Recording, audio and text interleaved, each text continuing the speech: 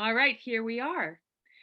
So here we are with Miriam Klein Stahl, and Miriam is here to tell us about her work and for us to ask questions and to show us around her studio. She is an illustrator. She makes books. She's an activist. She's an educator, and I'm going to tell you a little bit about her.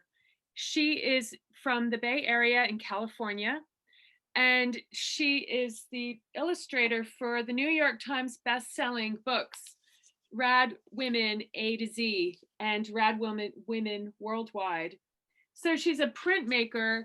She draws, she makes sculptures, paper cuts, public art, but she's also the co-founder of the Arts and Humanities Academy at Berkeley High School, where she's taught since 1995.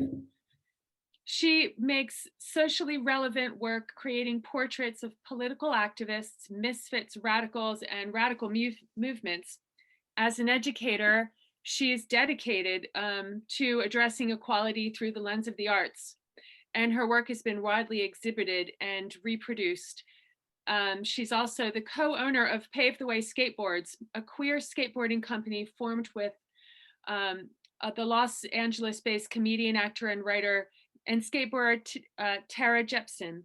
She lives in Berkeley, California with her wife, who is also an artist, Lena Wolf, and their daughter and two dogs. And she's here to talk to us and tell us about her work, and then we're going to get to look around her studio.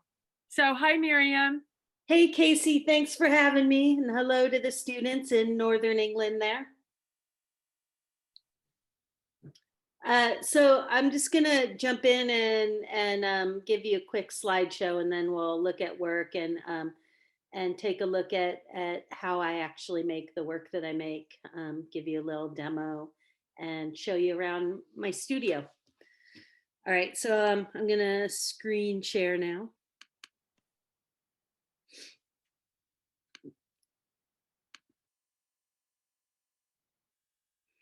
All right, so this is where I was born, Los Angeles, California, right by between this highway interchange and these oil refineries.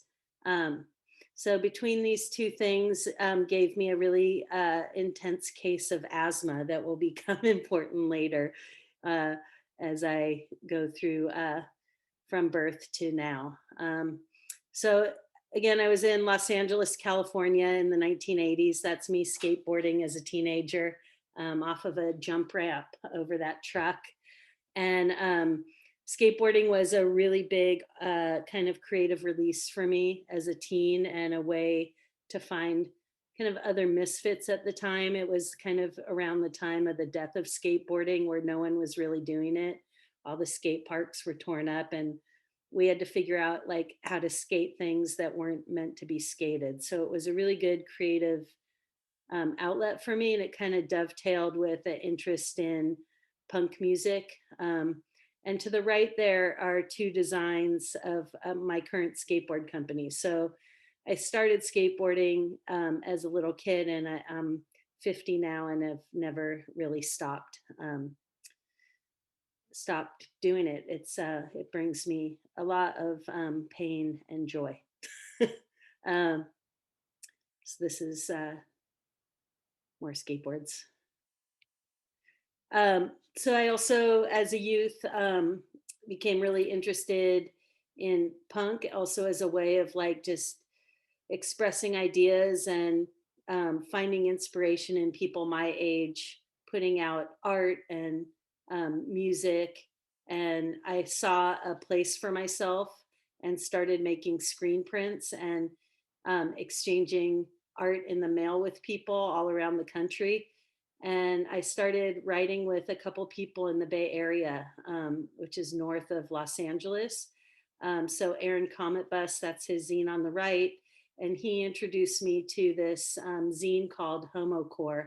And I came out as a teenager, and it was a really hard thing to do in Los Angeles in the 1980s. And I couldn't find anybody with my interests that was also gay.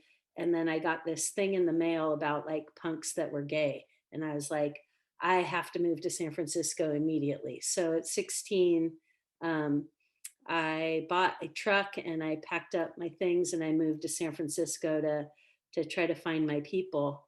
And that I did. I started volunteering at a um, punk rock record store collective and making graphics there for the store.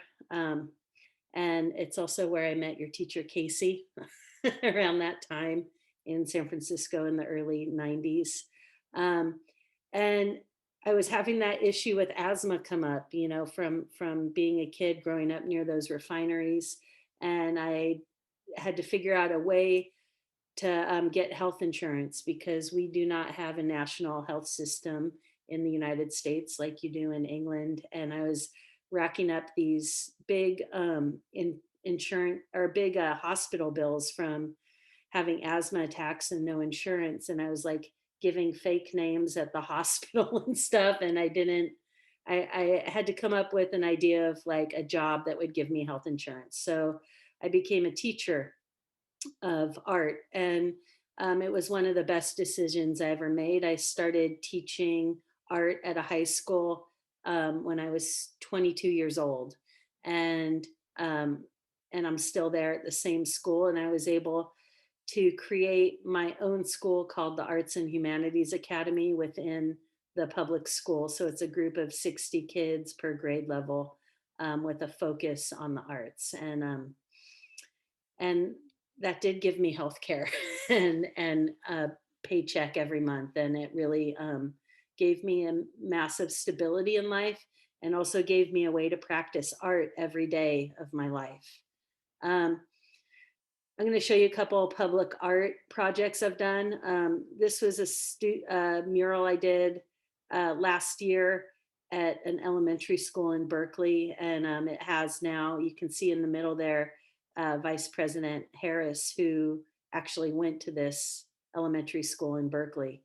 And the fifth graders at the school decided the women that they wanted to put on this mural. And then my high school, I designed it and my high school students came over and painted it, and it says persist up above their heads there. So this was just a commission from a local school, and I donated the money back into our school.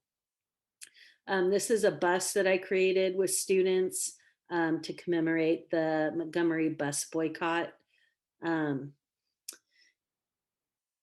in Alabama.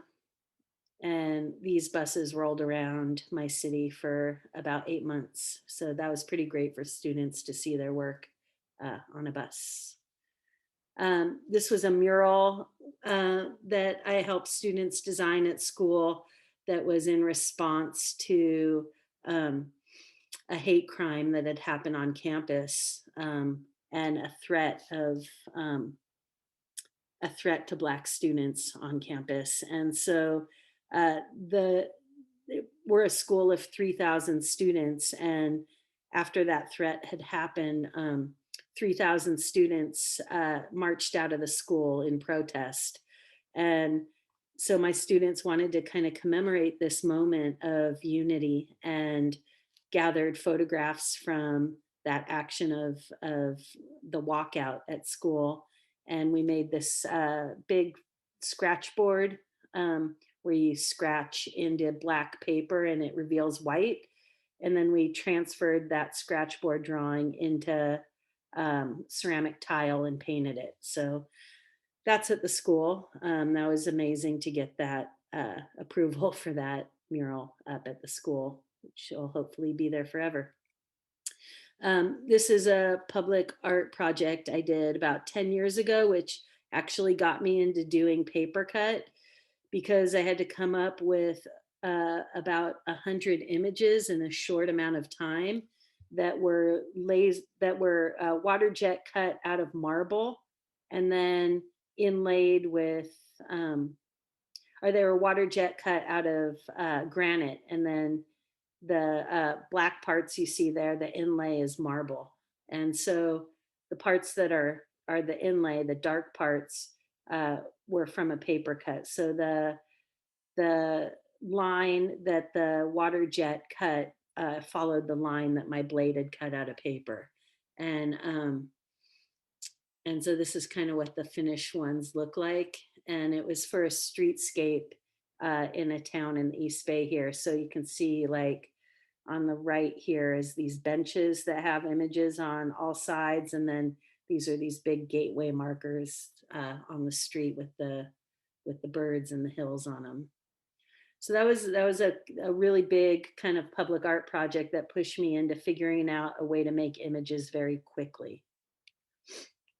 So this is what a paper cut looks like when I'm working on it. It's just a black piece of paper that I draw on with pencil, and I use a blade and a cutting mat to cut out the negative space. Um, so after doing that big public art project, I had a friend, a writer, approach me who wanted to make a book about radical women in American history, and we both had young young kids at the time. And she asked me to be the illustrator. And actually, she wanted to make at first just posters, and I kind of convinced her that it'd be better as a book. And so the first book we made together was Rad American Women A through Z, and it starts A is for Angela Davis and Z is for Zora Neale Hurston. And we wanted to make a book. There was nothing like it at the time, and we wanted to make a book for our kids um, that told stories that weren't always told, and stories of strong women. And the kind of part that dovetailed into my work as a teacher is that there was a lot of harassment happening at my school at the time over social media, a lot of slut shaming and sexual harassment. And I really wanted to be part of changing culture around misogyny and hatred of women I was seeing in these young men at the school that I teach at. And so I thought making children's books is a really great way to, change culture around how we view women and girls. And when this book came out, they made 5,000 of them at first, and they sold out before the publication date. So we went on a book tour with no books. Nobody realized that the book would have such a big impact because there was really nothing like it. And now there's actually hundreds and hundreds of books that are similar to this. When people saw, oh, actually, maybe books about women do have a market. Maybe people do want to read these stories. So the next book after the first one was a book that was worldwide and obviously wasn't A through Z because not everybody has an alphabet that's A through Z. So we did 50 stories of women around the world, every continent, including Antarctica. And from there, we listened to people on tour. A lot of young people wanted us to make a book about girls. So we made Rad Girls Can, which is 50 stories about girls under 20 years old that have done incredible things. Um, and then this is my last book here, Rad American History A to Z. And it's the book I always wanted to make because it's not about individual people, it's about movements and moments that have changed our world for the better. And then this book down here, My Rad Life, is just a journal. The left is an illustration from the first book, and I think I've gotten better as the years have gone by. So the first illustrations were pretty rough, and I just did like a cut paper, and then I would scan it, and then or actually I'd photograph it and then put it in Illustrator and push live trace, and they would lose a ton of detail, but I didn't know how to do anything else at the time. And I also designed this first book, and so I didn't know much of what I was doing. The image on the right is from the last book, and I started to incorporate watercolors into the background instead of just dropping digital color in the background. So I went from creating a computer generating my backgrounds to generating my own backgrounds, choosing my own colors and imagery. And I really like how these have turned out. So they still have paper cut in them. So this is the three founders of the Black Lives Matter movement. And then in the background are movements that came before. So standing on the shoulders of the civil rights movement and voting rights, and then up to contemporary like Black Lives Matter movement. These are images from the Rad Girls Can book. And I was also experimenting then with cutting out the backgrounds in paper cut and color for them before I moved to the watercolor. So this is like Anne Frank's diary behind her. And this is the young Ruby Bridges integrating schools with National Guard marshals walking her in every day. Here's some examples of some paper cuts over the years. This is a current exhibition that was meant to go up in April of 2020, but due to the coronavirus, it was postponed to April of this year, which hopefully it may happen. And it's a show called Hella Feminist at the Oakland Museum of California. And I did 200 portraits of East Bay feminists. And then it will, a zine will accompany it with little biographies of each person that I did the portraits of. And those will be given out free at the museum. And when I hang a lot of work like that, this is just kind of how it looks. I just put insect pins through the work and make these kind of large scale installations with many cuts. So the one for the Oakland Museum will be 200, and this wall has probably about 60. So it's going to be like a very massive kind of installation of portraits. This was at a gallery in Oakland a couple of years ago. And I think that's everything. That's great, Miriam. That's so great to hear you talk about your work. And it's just so, I think it's just so inspiring. There's all these layers that happen and all these things that are happening at once with it. There's the teaching, and that you talking about being in that environment is where you've chosen to be, that you're making art every day. And I think a lot of us who teach, we're also, we are so inspired to be in that place, that to kind of be in art school and to continue to make and teach and learn, and to have that mixed in with the activism, and that graphic design and the work that you do always has that foot in a social equality work. Mm-hmm. And it's just the mix of all that stuff going on, and you seeing things on walls and things working in different contexts, but it still comes back to your kind of core values. Yeah, I mean, there's definitely a through line from when I was a teenager, just screen printing in my backyard about things I cared about. um, and the actual medium of the paper cut really lends itself to print. And so, like here's a picture of Keith Haring I did for the you can see it, yeah. So Yeah. this is like a paper cut of Keith Haring, and just to show your students, I start with just like pencil on the back, and then I end up cutting out, the whites, and it just stays connected as one piece of paper. It's great when people have glasses, because then I don't have to figure out how to keep the eyes connected. But having just like an image like this to work with, I can then just like really easily translate it into a poster, because it's just like bold and graphic and looks good like up close, but also is like really grabby from far away. And that's one thing I really like about the medium of paper cut. Here's a little So one when you're of your teacher, Casey. Have her walk across here I am. break dancing Yeah, across the screen. do you, because I know sometimes you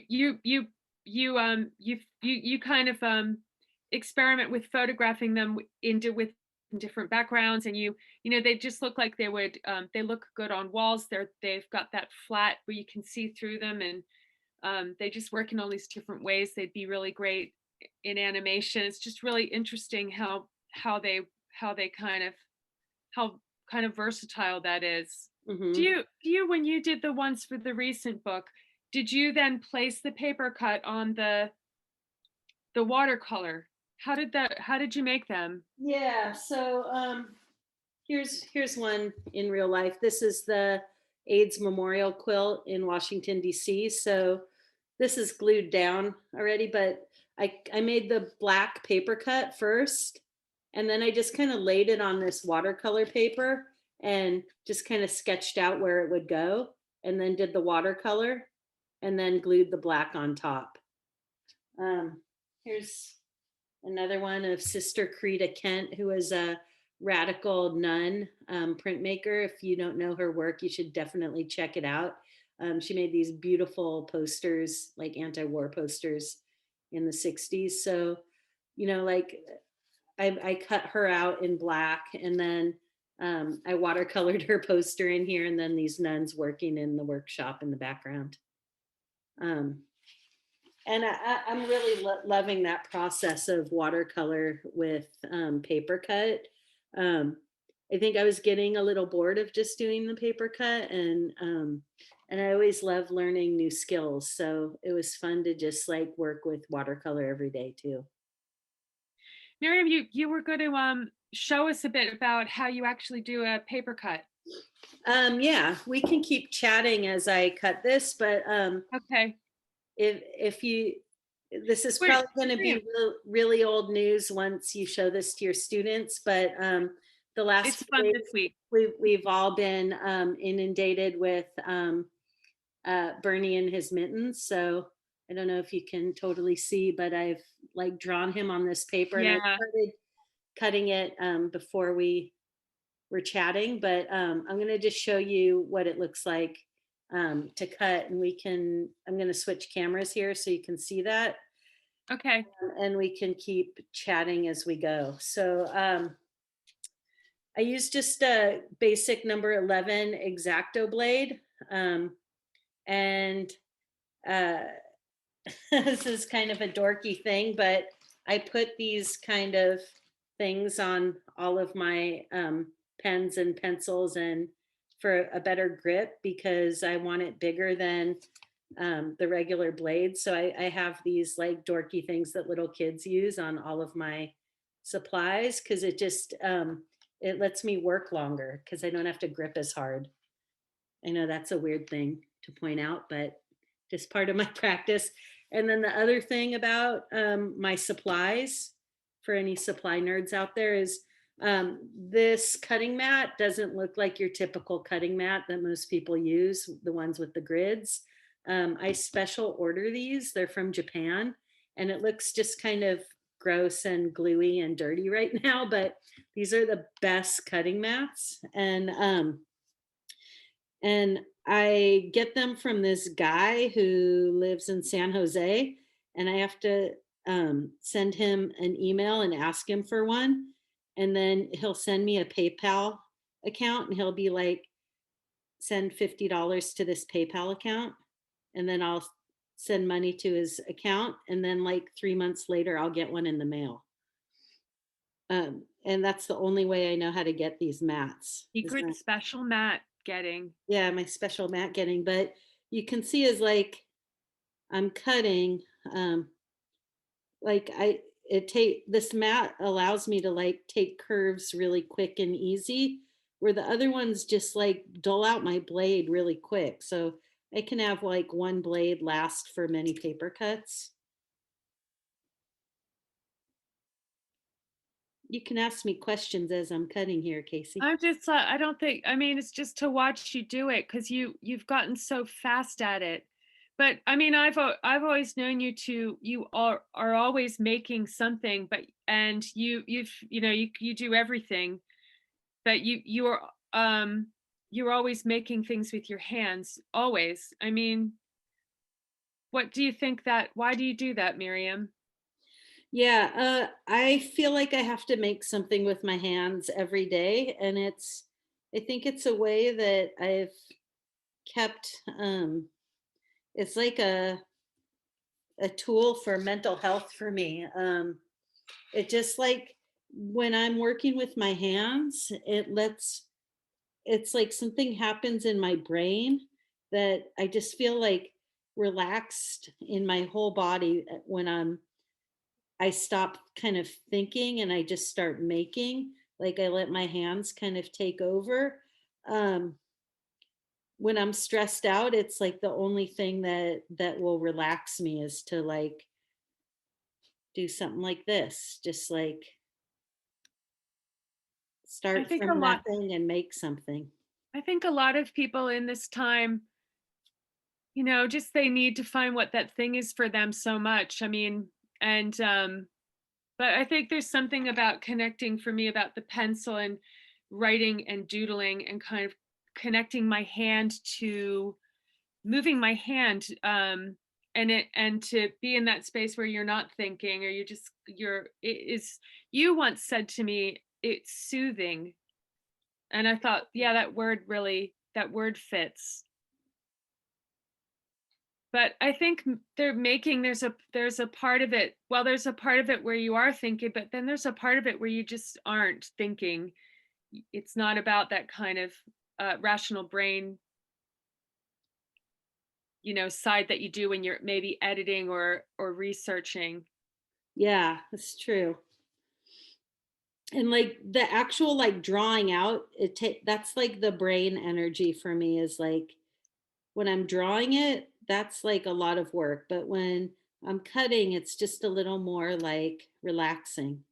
What do you listen to, Miriam, while you're working? Do you listen to music or I listen to music and podcast. If I can show you the studio. I have a turntable set up in here. we'd love to see your studio. But Okay, I'm loving but watching this. that gives you an idea of um, Where are of you gonna put him? I mean, well, where I'll be hasn't able to he put him been? anywhere. You know, I'll finish cutting him later, and then I'll add it to the video Okay. so that you can see the finished. This is one that I did before, kind of fresh out of the oven, Exactly. Oh, you know ready. what? I totally forgot that there was a little bit more of that slideshow of current projects. Okay, great. Let's see. Why did I do that? Um, okay, we're gonna go back to the slideshow for just a moment because I realized Okay. there were a couple of other things on there. Um, this was a commission by a local company that does. They're the only place in the U.S. that still makes metal type, so it's all handset type books, and they do like these massive projects of books that come into the public domain. So they did like Moby Dick, they did the Bible, and here's a Willa Cather book, and they had me do the cover and then a portrait of her for the box and the inside. And they do limited editions. They do like 200 of them. So that was really lucky to get this. And I think it turned out very beautiful just as an object.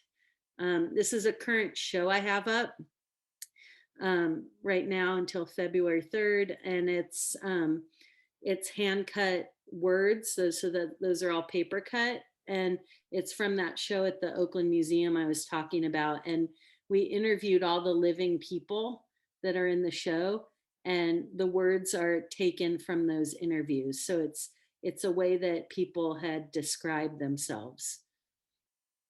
And this I cut out about 50 words and they make the cover of the zine, but these aren't actually going to be in the Oakland Museum show. So I was happy to get a chance to show them on their own. These are just like t-shirt designs I made. So the one on the left is for the band Belle and Sebastian. And I'm actually very dyslexic, and I spelled Buddha wrong on the original one. I spelled it Buddah, and they printed them.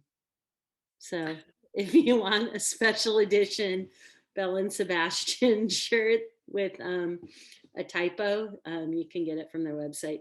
And then the shirt on the right is of American filmmaker John Waters, and it's for this project called Teas for Togo.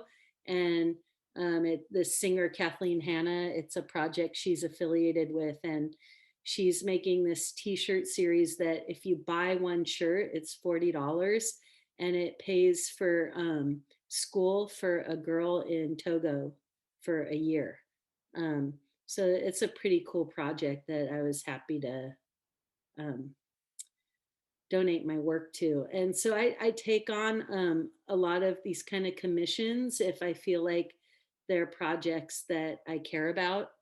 So with the Belle and Sebastian one, they agreed to give the profits of it to in the UK, in the US, a thing called the street sheet where homeless people um, can sell and make money. And in the UK, the big issue, is that what it's called, Casey? Yeah, the big issue. Yeah, Yes. so they're giving all profits to the big issue.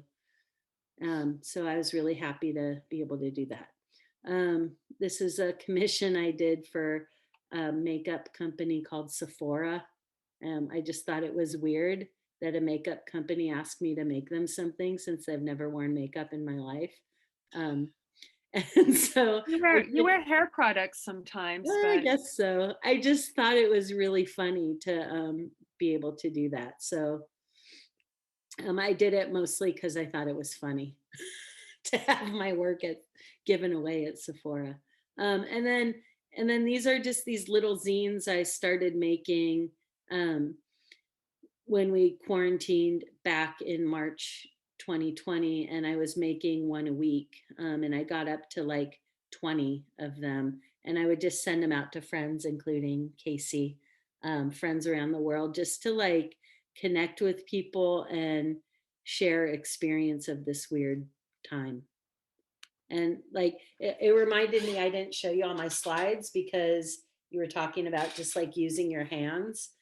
And when we were all of a sudden home all the time during quarantine, um, I found myself with so much more time in the studio. And so I always was making a zine. And I have like a laser printer in my studio, and it was just easy to like make it by hand, scan it, print it on what they're these just like one piece of paper zines um, that you probably have seen before, but it's just like one piece of paper and you cut the middle out, and then it makes this great tiny little book that you can send in the mail. yeah, I mean, it's great getting that. I mean, getting things like that where you can just have this moment and you're holding something with somebody's handwriting on it that's writing your name. Like, when I get those things and they have my name written them in your handwriting, and you can just have this moment of being with your friend. Mhm. Yeah, that's like one thing that this shelter in place or quarantine time has really brought to my art practice is just reaching out to people through the mail, like using the postal system. And even if I don't get anything back, there's this like great satisfaction in knowing that I got to send a little piece of what I'm thinking about or what I'm doing to other people. And then of course I'm stoked if I get something back. um, Casey sent me Miriam, a big box of Tartex, so that was pretty I great. did, but yeah, I don't half send you things as much as you deserve to receive them. But Miriam, what do you think about what do you think about being an illustrator now and doing the work you're doing, and how is what are you planning on doing next? I have a book agent who is really encouraging me to do a picture book, just on my own, like tell a story all through pictures. And I feel pretty daunted by that idea because I really love collaborating with someone else. Like I feel like that relationship of being accountable to another person really pushes me to do my best work. So I haven't started that yet. He keeps asking me, like, "Do you have that picture book idea?" And I've been kind of putting it off, but I think just as like a creative goal for myself, that's the next thing I want to do is like create try to tell a story with like 20 to 30 illustrations and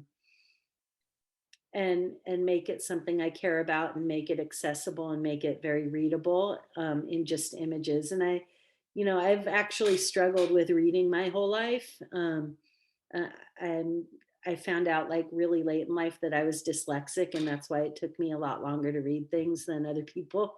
Um, so the idea of like being able to make like a meaningful story with no words is something I've always wanted to do. Mhm. Great. Can't wait to see it. Yeah. I actually Uh, started one, but I couldn't come up with an ending. what was it about? It was migrating animals, so it was like a whale coming from the San Francisco Bay Area and going down um, through Los Angeles and then getting to Mexico, and there was a wall in the ocean, like a border wall. And Yeah. so the whale was stuck at the wall, and then hammerhead sharks swam up and used their hammerheads and banged through the wall and made a big hole. And then there were like migrating monarchs, butterflies flying down, and they got to the border of Mexico, and there was a big net up that said like border no crossing. And then these eagles swooped down and tore a big hole in the net. And I started that, I in love that, Miriam. That sounds great. 2016. Yeah, I actually really like how the it's all watercolor. I really like how they turned out, but I just didn't know what would happen to the animals once they got to Mexico. So maybe I'll go back to that story. Yeah. Miriam, thanks so much for showing us your work and showing us how you do your paper cuts. Can we look at your studio? Yeah, We want to yeah, see where you work. let's figure out how to do this real quick. Okay, do you see that? Yep. Okay, good. So if you can still hear me, here's the doors coming out into my yard.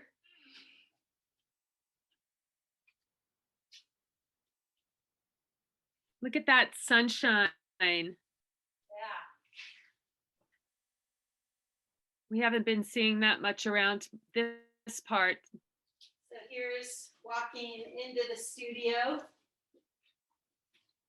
Here's where I was just sitting. This is kind of my setup for school is having two monitors. So laptop and then a second monitor, which is great. I have all of my things I like to make art with right next to me, real close by. I always have a cup of tea in my cup with mug shots on it, and then my cup of coffee. I like to have two beverages at once all the time. What, for real? Yeah, I Tea and coffee? tea and coffee every day. Where's your water, Miriam? Well, that's weird. No water. I have a turntable. I like to listen to records as I work. And the good thing about listening to records is you have to get up and stretch to flip them over. Um, this is all posters that I've made that I have at hand to send out in the mail. All posters. This is my wife Lena's table that she works on. And back here as well, she does a lot of stuff around color theory. And I think that's about it. Here's Here's the wall behind my desk. Some more, there's Dolly Parton. Gorgeous. Some more paper cuts. Little jazz guy. This I is, like it when they move, Miriam. yeah. Some scratch board. This is my niece Mawazu's roller skates. I did this for my favorite podcast called Lady Don't Take No.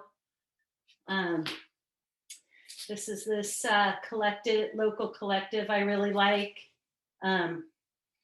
Made these, getting lots of texts. This is a skateboard that I painted of some otters cuddling, and they hold hands so they don't float apart when they're sleeping. This is art by a friend, Allie. And just some posters that I like. Here's one of those words I cut out. Some more paper cuts up here. Oh, here, this is a piece metal, which is one of a test for a public art project I'm working on right now. So this is a paper cut that was fabricated into a piece of metal. And some skylights. It's so interesting to see the paper go from such a fragile thing to something that is, Yeah, let's drop. Wow. Oh, and then Thanks, Miriam, for showing us your studio. Yeah, here's Casey. There we are. That was a selfie before cell phones. Here's a scanner up here, and a little bed for naps. It's the perfect studio. Careful now.